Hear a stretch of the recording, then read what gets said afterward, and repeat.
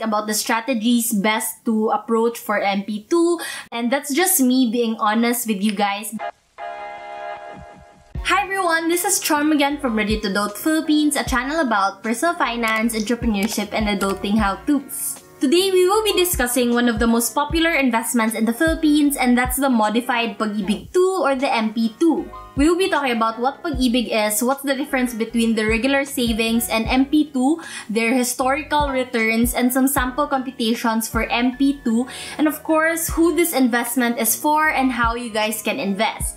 But before that, I want to remind you guys that you can register with the link in the description for a City Rewards credit card. They have an ongoing promo wherein you guys can have no annual fee for life if you spend 20,000 pesos for the first 60 days, and it's a great offer and I don't want you guys to miss out on that, especially if you guys are looking for a new credit card. So yeah, let's get on with the video.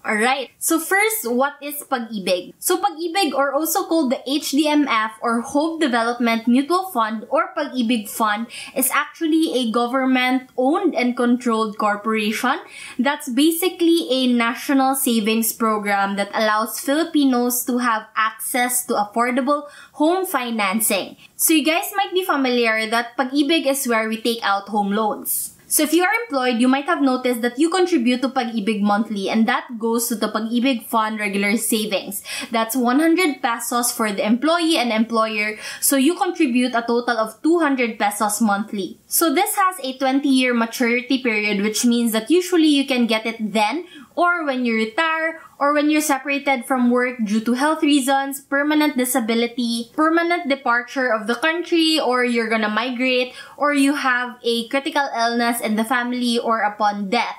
So it's not necessarily a short to medium-term investment. Now let's talk about what Pag-IBIG MP2 or Modified Pag-IBIG 2 is. It's basically a voluntary savings and investments program by the HDMF.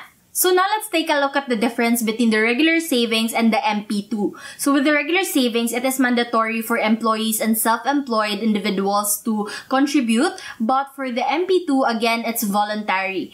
So for the frequency of contributions, you have to contribute to the regular savings monthly, and for the MP2, you can contribute to it anytime. And you can also do irregular contributions. The minimum amount you have to contribute is 100 pesos for the regular savings and 500 pesos for the MP2. The maturity period is 20 years for the P1 and 5 years for the MP2. You can only have one account with the regular savings but up to 5 accounts with the MP2. They're both tax-free and government guaranteed or backed. The historical returns for the regular savings is 4.13 to 7.61%. And for the MP2, the historical returns are at 4.59% to 8.11%.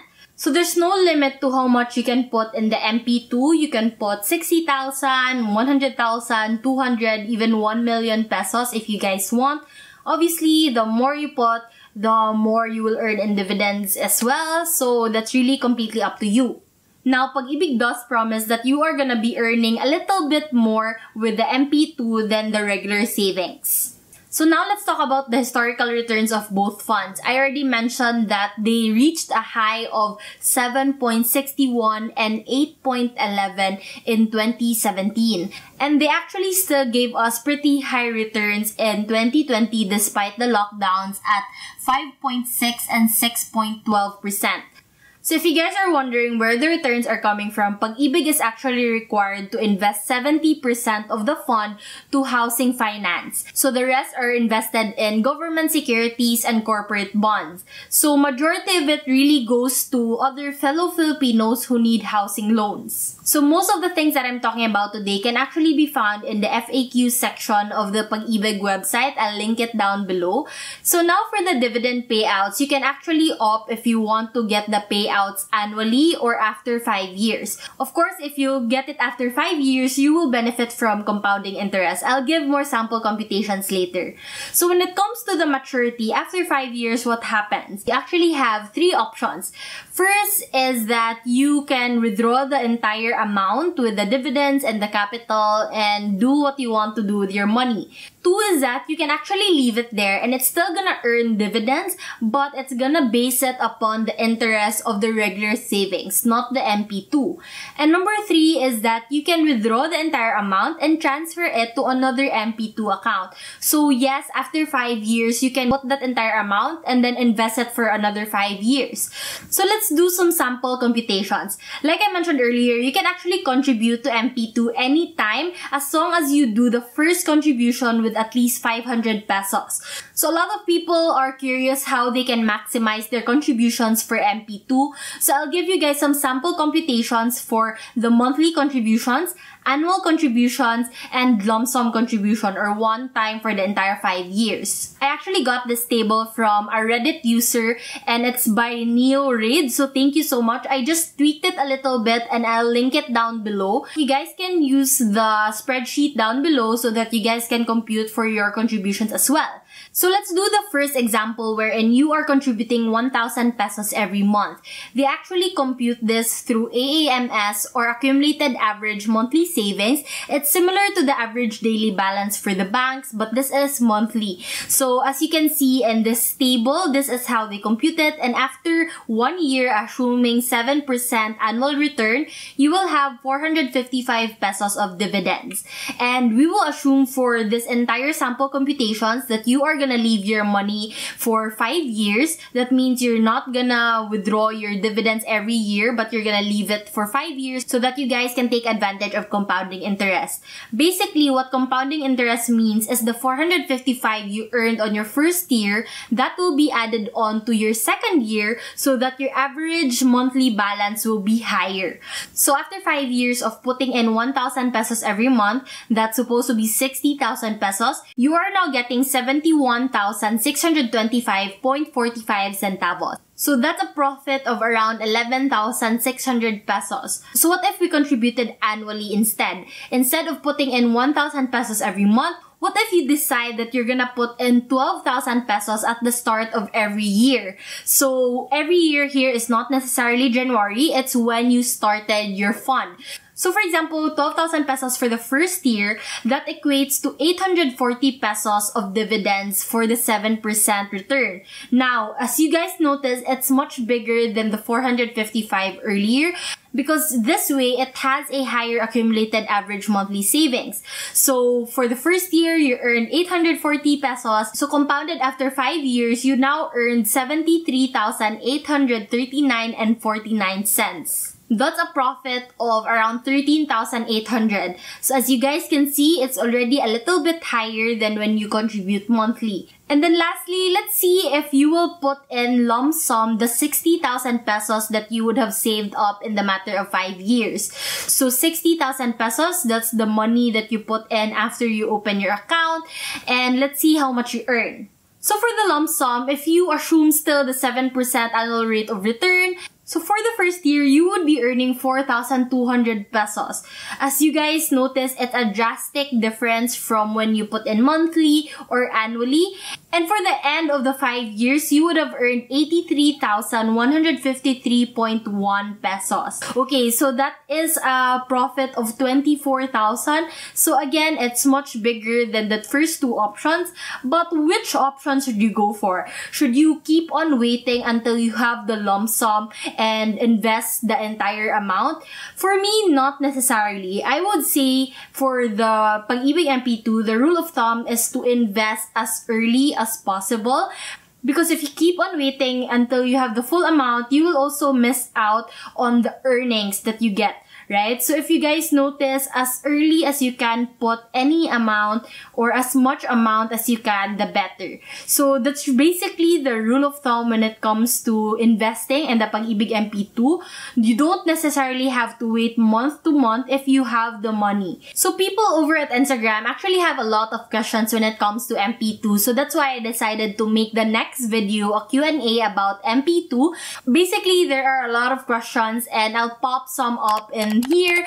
But yeah, I hope that you guys can subscribe so that you guys can watch the next video, which is a Q&A on MP2.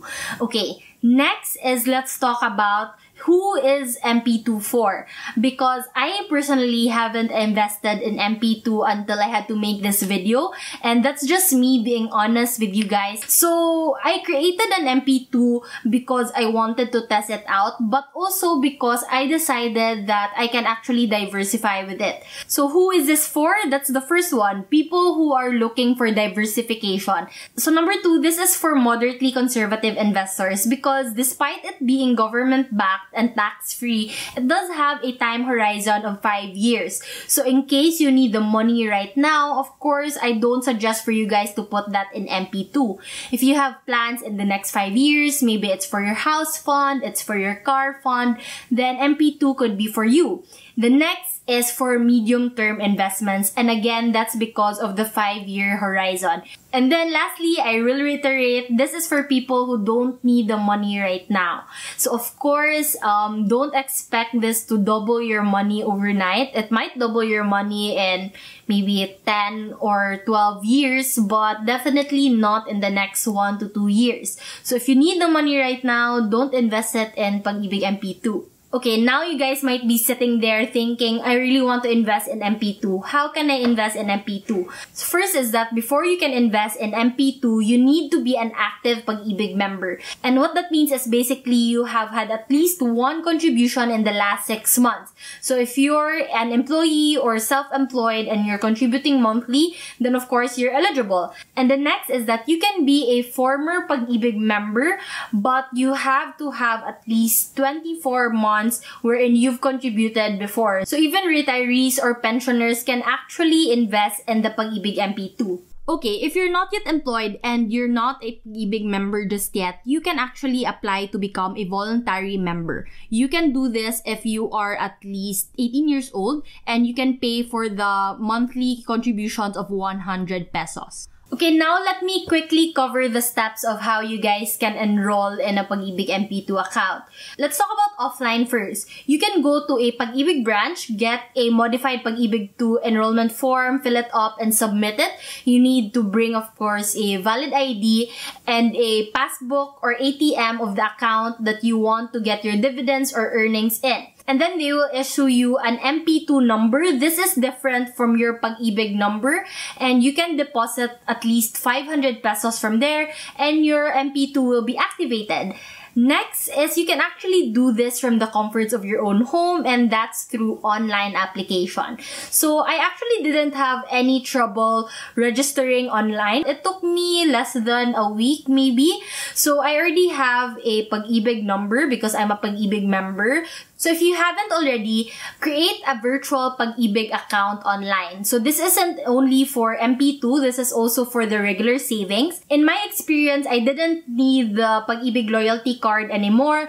So once you've created the virtual Pag-IBIG account, you can go and create an MP2 account as well. And this is where you can get an MP2 number that you can find here. You have to wait for confirmation. They texted me and then they emailed me for confirmation. And this is where I noticed a lot of people have problems with. Some take 3-5 months before they can get the text and email. Just make sure that you put all the correct information so that you don't have troubles. And then you can deposit from there. You can actually also deposit online using a credit card or PayMaya or GCash. There are a lot of different modes wherein you can contribute, so I'll just put it here. So yeah, again, that's a minimum of 500 pesos. And yeah, that's it. That's how you create a Pag-IBIG MP2 account, and that's how you invest in MP2. So final thoughts time. I mentioned earlier that I haven't actually invested in MP2 prior to having to make this video, but the more I think about it, the more I think it's a great way to diversify my portfolio. Especially that, as you saw in my How I Plan to Retire at 45 video, I mentioned that most of my investments are in stocks and real estate, which are both high-risk investments. But I found that it can be a really great investment for majority of the Filipinos, so feel free to check them out. I will leave a link to their website down below in the description. I hope that you guys found this video helpful and that you'll tune in next week for the Pag-IBIG Q&A video. Subscribe to this channel if you haven't already so that you will get notified for that video. Like this video if it helped out. And again, I know that adulting's already hard, but personal finance doesn't have to be. That's why I love making these videos for you guys. Again, this has been Charm from Ready to Adult Philippines, and I will see you on my next video. put 1,500,000, 20 pesos. Cannot put 20 pesos. For the